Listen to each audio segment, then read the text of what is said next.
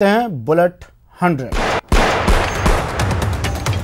ईमानदार tax payers के लिए पीएम नरेंद्र मोदी ने नए खास प्लेटफॉर्म की शुरुआत की है। इस प्लेटफॉर्म का नाम transparent taxation honouring the honest दिया गया है। इस मौके पर प्रधानमंत्री नरेंद्र मोदी ने कहा कि ये प्लेटफॉर्म 21वीं सदी के टैक्स सिस्टम की शुरुआत है, जिसमें फेसलेस असेसमेंट, अपील और टैक्स पेयर्स चार्टर जैसे बड़े रिफॉर्म शामिल हैं। पीएम के ऐलान के बाद टैक्स चार्टर आज से लागू हुआ, जिसमें नई टैक्स प्रणाली को आसान बनाया गया है। फेसलेस अपील सिस्टम 25 सितंबर से लागू होगा। प्रधानमंत्री ने कहा कि नई यात्रा की शुरुआत है, अब ईमानदारों का सम्मान होगा। पीएम बोले कि एक ईमानदार टैक्स पेयर राष्ट्र निर्माण में भूमिका निभाता है। कांग्रेस अध्यक्षा सोनिया गांधी ने केंद्र सरकार द्वारा लाई गई नई पर्यावरण नीति को निशाने पर लिया है। सोनिया गांधी ने EIA को जंगल आदिवासी के विरोध वाली नीति करार दिया। पर्यावरण के अलावा सोनिया गांधी ने आदिवासियों के मसले पर भी सरकार को घेरा। कांग्रेस अध्यक्ष ने लिखा कि यूपीए ने जो एक्ट पास किया था उसे सरकार ने बदल दिया। इंदिरा गांधी लंबे वक्त से जंगलों के बचाव का मुद्दा उठाती रही, कांग्रेस भी उसी पर आगे बढ़ी। सुशांत की अमेरिका में रहने वाली बहन श्वेता सिंह कीर्ति ने वीडियो संदेश जारी कर लोगों से अपील की है कि वो दुआ करें कि सुशांत को न्याय मिले। श्वेता कीर्ति ने कहा कि सब एकजुट होकर सुशांत के लिए सीबीआई जांच की मांग करें ताकि सच सामने आ सके। सुशांत सिंह राजपूत केस में आज सुप्रीम कोर्ट में अहम सुनवाई होगी। रिया चक्रवर्ती की याचिका पर सुप्रीम कोर्ट फैसला करेगा। याचिका में एक्ट्रेस ने अपने खिलाफ पटना में दर्ज केस को मुंबई में ट्रांसफर करने की अपील की है। सुप्रीम कोर्ट इस बात का फैसला करेगा कि सुशांत सिंह राजपूत केस की जांच मुंबई पुलिस करेगी या फिर सीबीआई। सभी पक्ष आज लिखित में अपना अपना जवाब दाखिल करेंगे। ईडी ने सुशांत सिंह राजपूत के बॉडीगार्ड को समन भेजा है। आज एजेंसी सुशांत के बॉडीगार्ड का बयान दर्ज करेगी। बॉडीगार्ड ने सुशांत संग कई सालों तक काम किया था। अब एक्टर शेखर सुमन ने एक बार फिर रिया के खिलाफ आवाज बुलंद की है। शेखर सोशल मीडिया पर लगातार रिया के खिलाफ मुहिम चला रहे हैं। शेखर सुमन ने एक ट्वीट कर रिया चक्रवर्ती की गिरफ्तारी की मांग की है। सुप्रीम कोर्ट 2 हफ्ते में केस की फिजिकल हियरिंग शुरू कर सकती है। सुप्रीम कोर्ट के 7 जजों की समिति ने पूरे मामले को लेकर वरिष्ठ मेडिकल एक्सपर्ट से सलाह ली। इसके बाद कोर्ट की फिजिकल हियरिंग की सिफारिश की गई है। पूर्व राष्ट्रपति प्रणब मुखर्जी की हालत लगातार नाजुक बनी हुई है। ऑपरेशन के बाद उन्हें लाइफ सपोर्ट सिस्टम पर रखा गया है। कोरोना पॉजिटिव आने के बाद मुखर्जी को सोमवार को सैन्य अस्पताल में भर्ती करवाया गया था।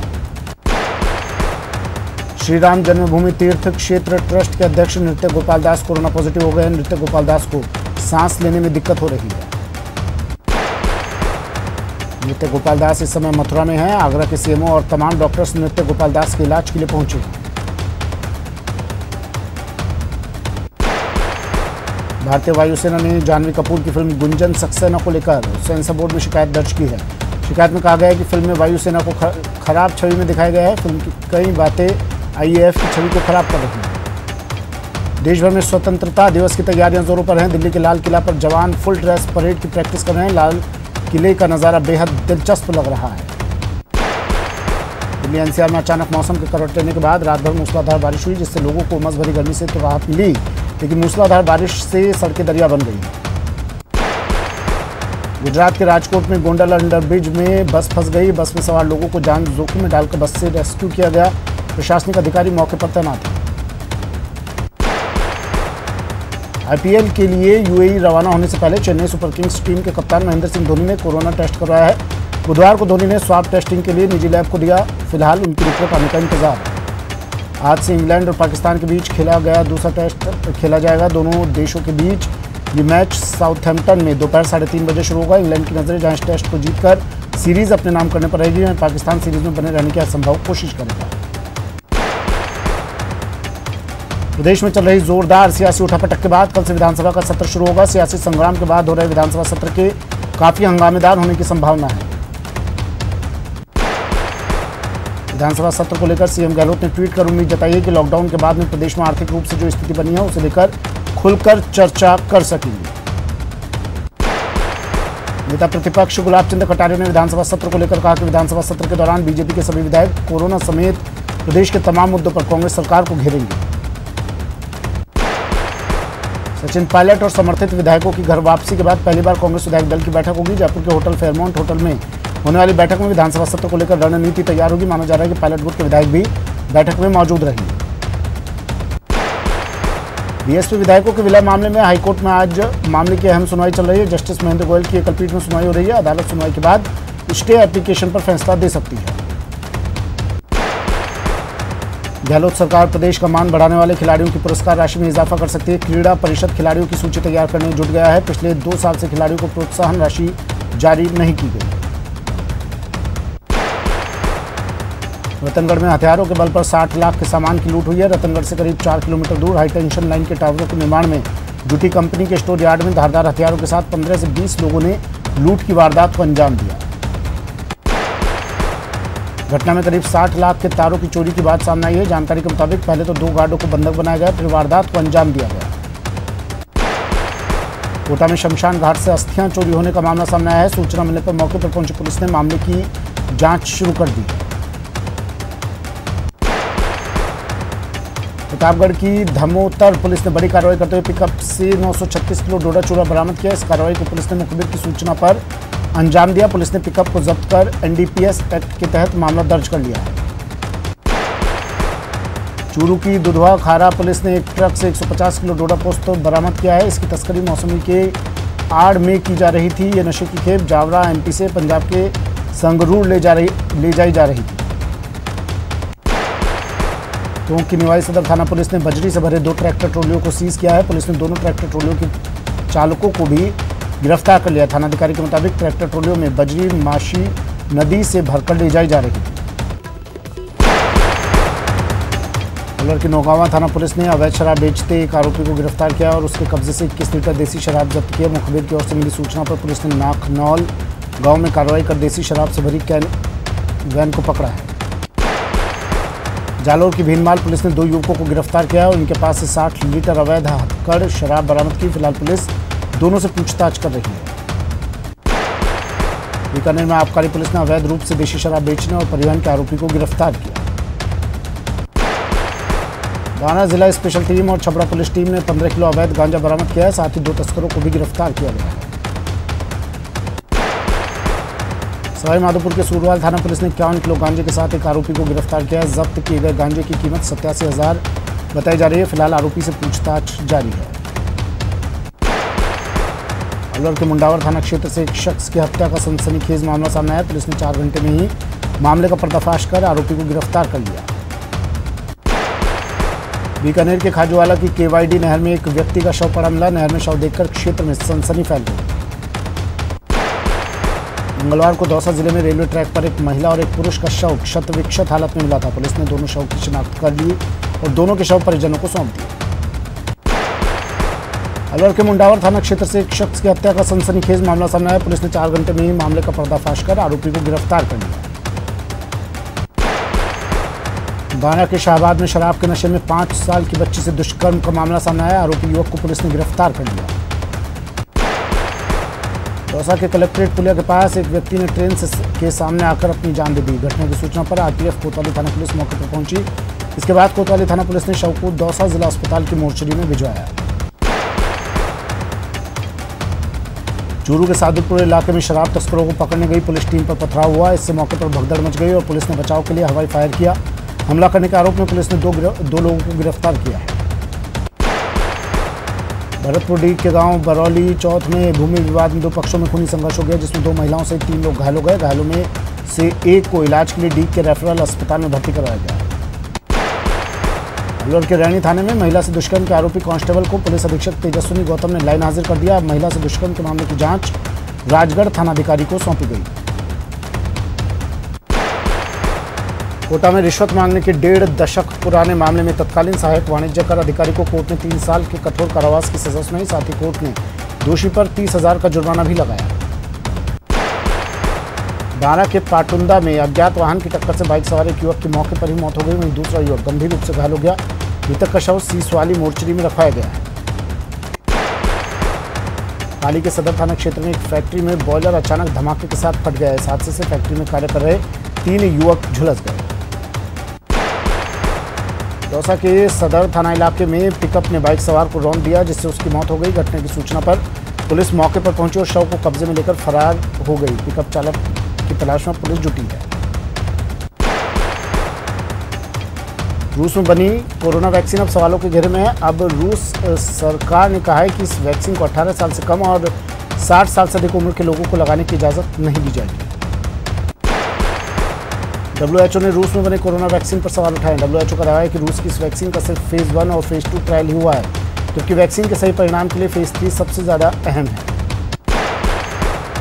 अमेरिका ने कोरोना वैक्सीन को लेकर फार्मा कंपनी मॉडर्ना के साथ समझौता किया है। मॉडर्ना अमेरिका के लिए 10 करोड़ डोज उपलब्ध कराएगी। इस वैक्सीन का ट्रायल 27 जुलाई से शुरू हुआ था। कोरोना की महामारी के बीच जम्मू कश्मीर में अमरनाथ यात्रा रद्द कर दी गई है। अब उसी जम्मू कश्मीर में वैष्णो देवी यात्रा को मंजूरी मिल सकती है। श्रद्धालु 16 अगस्त से वैष्णो देवी के दर्शन कर सकेंगे। भारत में कोरोना की रफ्तार थमने का नाम नहीं ले रही है। 24 घंटे में करीब 67,000 संक्रमित मरीज मिले हैं, जिसके बाद कुल मरीजों का आंकड़ा 23,96,000 से ज्यादा हो गया है। देश में कोरोना से मरने वालों की संख्या 47,000 के आंकड़े को पार कर चुकी है। पिछले 24 घंटे में 942 लोगों ने कोरोना के चलते जान गंवाई है। केंद्र सरकार के आंकड़ों के मुताबिक 56,383 लोगों ने बुधवार को कोरोना को मात दिया। आंकड़ों के मुताबिक देश में कोरोना से औसत रिकवरी दर 70% से ज्यादा हो गई है। मरुधरा में कोरोना महामारी की रफ्तार बेकाबू है। आज की रिपोर्ट में 608 नए केस मिले हैं, जबकि कुल मरीजों का आंकड़ा 56,700 के पार पहुंच गया है। अब तक 833 की मौत हो चुकी है। प्रदेश में अब 14,056 एक्टिव केस हैं। आज 171 मरीज रिकवर हुए और 178 को डिस्चार्ज किया गया। बूंदी में कोरोना के 17 नए मामले सामने आए हैं। इनको मिलाकर जिले में कोरोना मरीजों की संख्या बढ़कर 366 हो गई है। कोरोना से मरने वालों की संख्या जिले में बढ़कर 8 हो गई है। कोटा में कोरोना का कहर थमने का नाम नहीं ले रहा। सुबह आई रिपोर्ट में एक साथ 74 नए कोरोना पॉजिटिव सामने आए। कोटा के अलग अलग इलाकों से 74 कोरोना पॉजिटिव मरीजों के मामले सामने आने के बाद चिकित्सा विभाग में हड़कंप मचा हुआ है। जिले में कुल पॉजिटिव मरीजों का आंकड़ा 3,400 के पार पहुंच गया है। कोटा के सिविल लाइन स्थित राजकीय सरकारी आवास में कोरोना पॉजिटिव मिला है, जिसके बाद एरिया को जीरो मोबिलिटी घोषित कर दिया गया है। श्रीगंगानगर में लॉकडाउन के नियमों की धज्जियां उड़ाई जा रही है। सूरतगढ़ में चरण सिंह चौक पर रात के कर्फ्यू के बावजूद एक विवाह समारोह में 150 से ज्यादा लोग इकट्ठे हो गए। शिकायत के बाद भी मौके पर पहुंची पुलिस तमाशबीन बनी रही। प्रतापगढ़ के छोटी सादड़ी में भी कोरोना ने दस्तक दी है। छोटी सादड़ी में 3 कोरोना के मामले सामने आए। इसके बाद नगर पालिका प्रशासन ने शहर को सील कर सैनिटाइज किया। अजमेर सेंट्रल जेल में कोरोना महामारी का प्रकोप थमने का नाम नहीं ले रहा है। 10 नए कोरोना पॉजिटिव केस सामने आने के बाद जेल में पॉजिटिव मरीजों की संख्या 40 तक पहुंच गई है। कोटा सेंट्रल जेल में कोरोना का कहर थमने का नाम नहीं ले रहा है। मंगलवार को महिला जेल से 4 मरीजों की जांच रिपोर्ट पॉजिटिव आने के बाद हड़कंप मच गया। इसके बाद मेडिकल टीम ने संपर्क में आने वाले लोगों के सैंपल लिए। सीकर का प्रसिद्ध आस्था धाम खाटू श्याम जी मंदिर में सन्नाटा पसरा रहा, लेकिन कोरोना फैलने की संभावनाओं के चलते प्रशासन ने कस्बे की सीमाओं को सील कर दिया और श्रद्धालुओं को वापस लौटाया जा रहा है। भरतपुर में कोरोना पूरी तरह से पैर पसार चुका है। आरपीएफ थाने में एक कर्मचारी महामारी के चपेट में आ गया है। इसे लेकर रेलवे स्टेशन प्रशासन में खौफ घर कर गया है। सीकर के नीम का थाना में लगातार पॉजिटिव केस आने के बाद प्रशासन हरकत में आ गया। उपखंड अधिकारी ने शहर में बिना मास्क के घूमने वालों के खिलाफ चालान काटने की कार्रवाई की है। भरतपुर में कोरोना संक्रमण के बढ़ते आंकड़ों के चलते चिकित्सा विभाग की देखरेख में व्याख्यान माला का आयोजन किया गया है, जिसमें महामारी से बचाव के उपायों पर विस्तृत जानकारी दी गई। श्रीगंगानगर में कोरोना से बचाव के लिए जन जागरूकता रथों को हरी झंडी दिखाकर रवाना किया गया। इसके तहत आमजन को कोरोना प्रोटोकॉल की पालना करने के बारे में भी जानकारी दी जाएगी। ब्रेक के बाद स्वागत है आपका। चलिए फिर से शुरू करते हैं सुपरफास्ट खबरों का सिलसिला। श्रीगंगानगर में कालाबाजारी के खिलाफ पेट्रोल पंप संचालकों में आक्रोश है। लगातार दूसरे दिन मंगलवार को इन संचालकों ने शाम 4 से 6 बजे तक 2 घंटे पेट्रोल पंप बंद रखे। बुधवार को जालौर में भीनमाल के वार्ड संख्या 18 गुंदरिया मोहल्ले के बाशिंदों ने जलदाय विभाग के खिलाफ मोर्चा खोला और पेयजल की समस्या की समाधान की मांग को लेकर अधिशासी अभियंता के दफ्तर का घेराव किया। कोटा के जय श्री विहार में बने भैरू जी के मंदिर को अतिक्रमण की कार्रवाई करते हुए तोड़ा गया, जिसको लेकर बीजेपी ने बवाल खड़ा कर दिया। जयपुर के लालकोठी इलाके में दुकानदारों के बीच हुए आपसी झगड़े में पत्थरबाजी की सूचना पर पहुंची पुलिस ने दोनों पक्षों को समझाकर मामला शांत करवाया। दुकान की चाबी को लेकर हुए विवाद में दो गुट आपस में भिड़ गए और जमकर पत्थरबाजी हुई। सीकर के जनाना अस्पताल में महिला की मौत के मामले ने तूल पकड़ लिया है। परिजनों ने डॉक्टर पर लापरवाही का आरोप लगाते हुए कोतवाली थाने में शिकायत दर्ज करवाई है। साथ ही परिजनों ने दोषी डॉक्टर के खिलाफ कार्रवाई की मांग को लेकर अस्पताल में भी धरना दिया। चूरू के तारानगर में भारतीय किसान संघ का धरना 8वें दिन भी जारी है। बीजेपी पर मांगों का समर्थन कर रही है। श्रीगंगानगर के एफए माइनर पर किसान का धरना 6ठे दिन भी जारी रहा। ये किसान कमरपुरा के पास नहर में मिट्टी डालकर पिछले 5 दिनों से धरने पर बैठे हुए हैं। ये प्रदर्शनकारी नहर के अंतिम छोर तक सिंचाई का पानी उपलब्ध कराने की मांग कर रहे हैं। जालोर प्रशासन की अनदेखी के चलते अब जनता ने जर्जर सड़कों की सुध लेनी शुरू कर दी है। व्यापार मंडल, टैक्सी यूनियन समेत कई संगठनों के सहयोग से जगह जगह सड़कों के गड्ढों को मिट्टी डालकर भरा गया। उदयपुर के एमबी हॉस्पिटल के बाहर अतिक्रमण निरोधी दस्ते ने कार्रवाई को अंजाम दिया। इस मौके पर उप महापौर पारस सिंघवी और समिति अध्यक्ष छोगालाल भोई सहित सभी अधिकारी मौजूद रहे। अलवर के मनुमार्ग हाउसिंग बोर्ड क्षेत्र के लोगों ने अपना दर्द बयां किया। दरअसल यहां करीब 1.5 साल से घरों के नल में गंदा पानी आ रहा है, लेकिन शिकायत के बाद भी जलदाय विभाग लापरवाह है। भरतपुर डीग की सब्जी मंडी में कीचड़ और गंदगी के चलते लोगों को भारी परेशानियों का सामना करना पड़ रहा है। आए दिन लोग कीचड़ में गिरकर चोटिल हो रहे हैं। बारा के आदर्श स्टेडियम स्वयंसेवकों की परेड आयोजित की गई। 15 अगस्त के मद्देनजर में परेड का अंतिम रिहर्सल किया गया। इस दौरान पुलिस के आला अधिकारी मौके पर मौजूद रहे।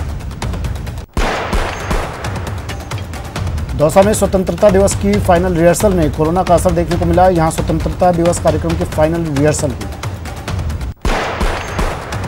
श्रीगंगानगर के सुखाड़िया सर्किल पर एक बार फिर से 100 फीट की ऊंचाई पर भारत की आन बान और शान का प्रतीक तिरंगा लहराया। सुखाड़िया सर्किल के अलावा यहां के रेलवे स्टेशन पर भी 100 फीट की ऊंचाई पर तिरंगा लहरा रहा है।